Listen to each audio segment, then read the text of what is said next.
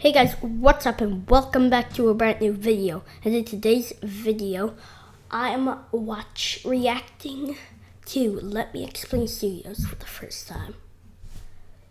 And we're going to be reacting to Blood on My Windshield because that seems cool. And I'm not using my face cam because it's going to get in the way. And I did not watch any of this. I hate when YouTube does that.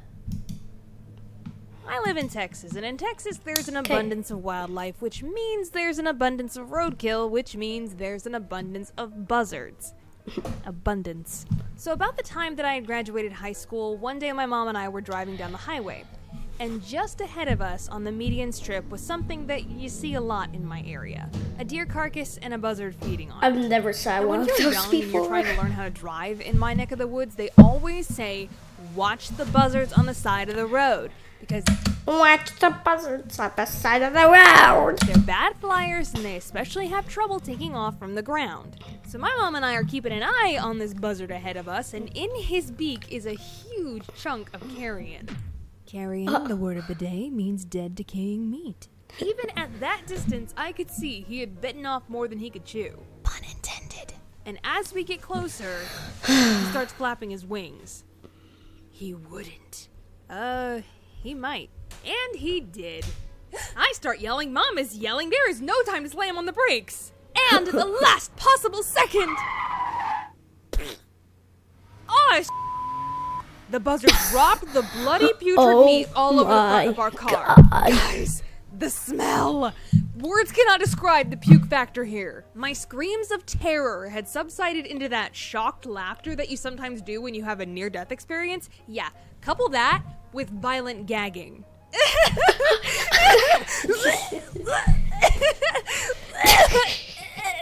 Mom, being the responsible adult that she is, immediately pulled into a self-serve car wash, and I pulled out my camera.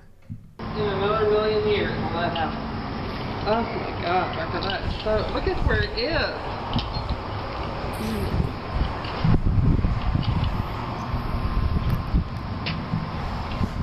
Are you filming it? So Mom, you want to explain to us what just happened? We were driving down and a frickin' buzzard flew over the road and was like flying low, and I honestly thought we were going to hit it, and it held a bunch of crap in its beak, and as we drove underneath it, it dropped all of its stuff on top of my car. I'm surprised she's showing her mom in this. Like, why is her mom okay with this? Becca said a dirty word. Well, who wouldn't with this stuff all over the front of the car?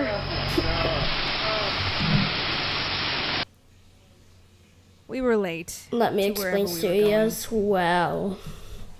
Watch for buzzards, kids. What? That's that video. That one was short. So.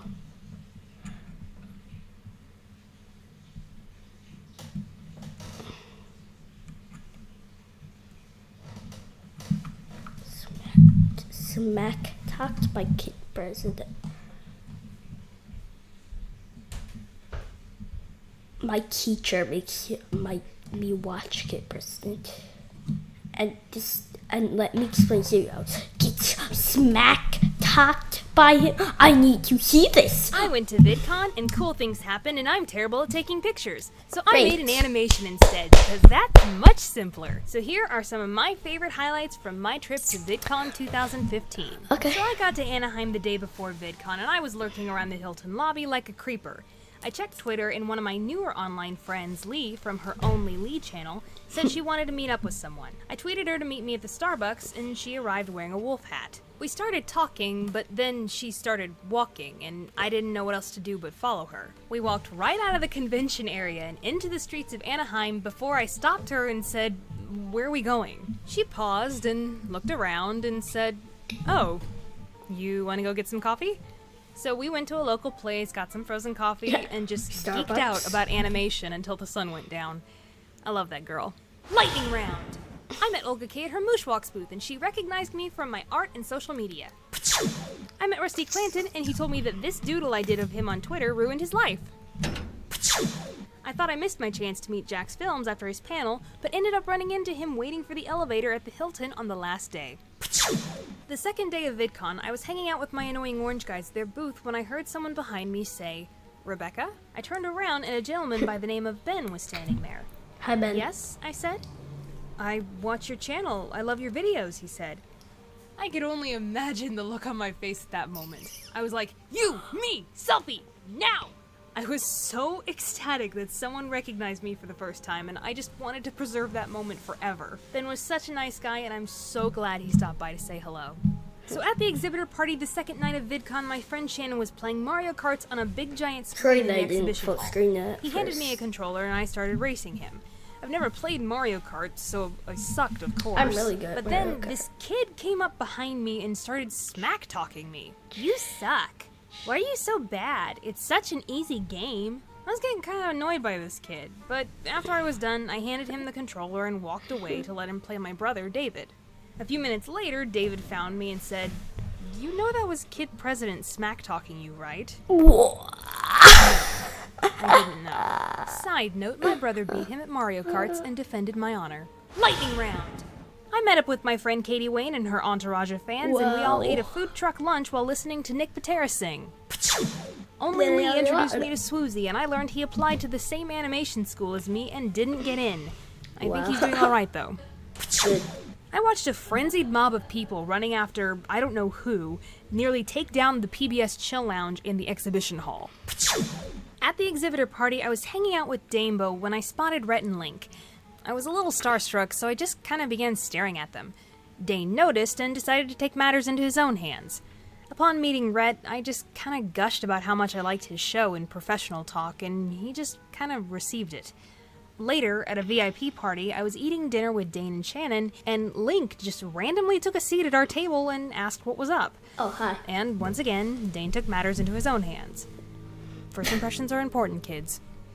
Last day of VidCon, I was walking around the halls of the convention center when I just randomly happened to walk by Tomska. He had a short line of people waiting to see him, so I got out my book of YouTubers and I got in line. When my turn came, I went up to him and I said, "Hey Tom, I'm Rebecca Parham." He looked at me very sincerely and said, "I know you all." Turns out he not only knows me from social media, but he also watches my videos and even knew my explainers and entertainers tagline. I was definitely thrilled, even though I was trying to keep it cool on the outside. He signed my book and we took a selfie with my phone, but then he turned the tables on me and asked for a selfie for his own collection. It made me feel so special, and I was so happy to know that someone I admire also likes my work as well. Lightning round! I saw Sean Klitzner again, and I met his wife Noelle and their adorable new daughter Brooklyn. And Sean jokingly told me that I couldn't talk to her until I drew her. Megan Tonjes. Just Megan Tonjes in general. And finally, I saw Markiplier in a restaurant when VidCon was over. He was clearly leaving, so I didn't have the heart to stop him. This last story really is just the sum of my entire experience because the whole weekend I hung out with the Annoying Orange crew.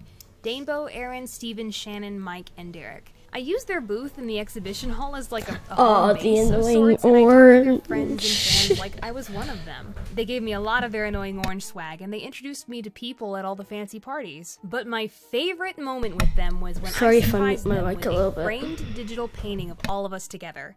I pulled it out of my purse and I showed it to them, and they absolutely flipped out. I'm sure we were making some sort of scene. They were so excited over it and just super That would appreciative. never And happen throughout to me. VidCon, they would periodically bring it up again and just talk about how much they loved it. They really made VidCon special for me, and I am just so happy to call them my friends. So that's the long and short of my VidCon 2015. To say the weekend was a blast would be a huge understatement.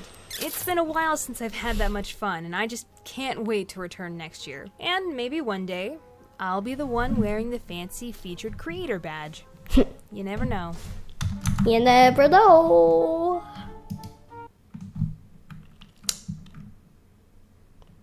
Anyways, I'm gonna react to one more video. Don't listen to the demon.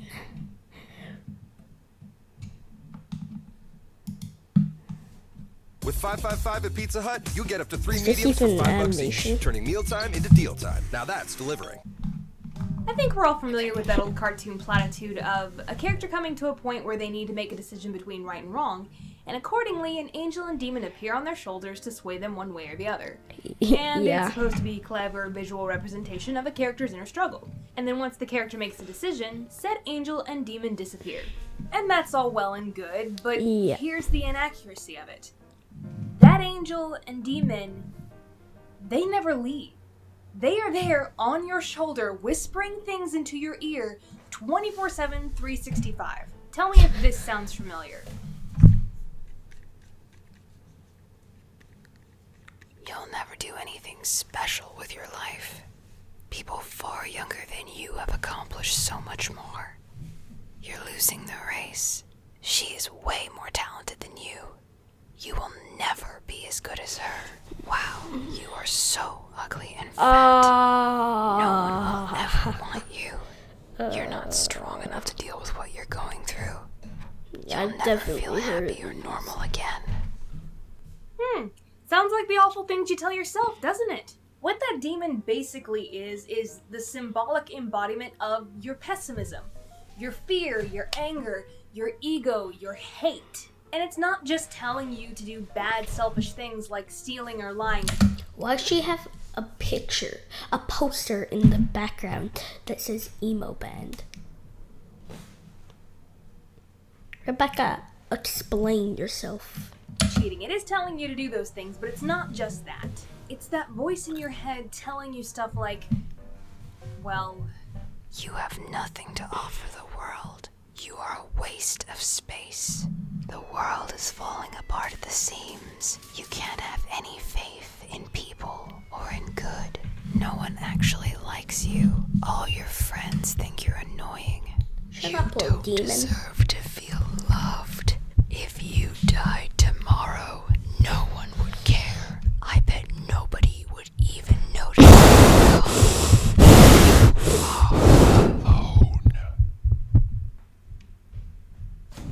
I just feel like too many people online and in our generation and in this community are listening to their demons and letting the words sink in and affect them and decide how they feel about themselves and how they True. live their lives and how they see the world.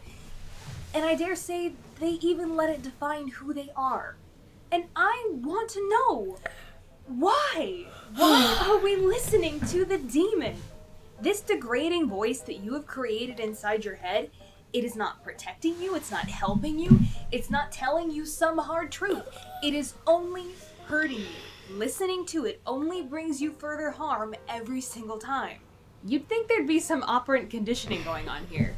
Listen to the pessimistic voice, get an electric shock. If that happened enough, you'd stop doing it. And yet we continue to listen to the demon. So let's talk about your other option. The other shoulder. The Yes. angel. Otherwise known as your optimistic voice. The symbolic embodiment of your joy, your confidence, your hope, your love. Optimism gets a bad rap these days because everybody associates it with ignorance, and I don't think that's fair. Positivity is not walking around thinking the world is fine and dandy the way it is. That it's all ice cream and puppies and Pokemon Go. If that were the case, you would have no need for optimism. Optimism is knowing the hardship in front of you. Okay. If this has nothing to do with the video, but if I ever yell, I got a sensitive microphone. So if I yell, it's gonna sound like this! Knowing the truth of the circumstance, and also knowing that there is a way Sorry. through it. There is an answer to your problem, and it might be incredibly difficult to find or take a long time, but you can. This is the voice telling you that you are awesome, you are beautiful, you have so much to offer this world. And yeah, things are not always wonderful, and you may not be the person you want to be right now, but you are strong enough to handle it. The demon is resilient. It doesn't stop, it doesn't go away, it's always there. That negative voice pushes into your mind and just brings up all your past mistakes to use against you and just touches on every single one of your insecurities. That's why so many YouTubers let one negative comment amidst thousands of positive ones affect them, because it corroborates what that negative voice in their head is telling them. And over time, it can come to a point where the demon is shouting so loudly in your ear that you can't even hear the angel anymore. It blares in your head, covering every single thought you have like black ink. Oh, I hate It it. can be suffocating. How do you make it stop? How do you quiet the demon? That wasn't me. You must have seen. Are you kidding me? No.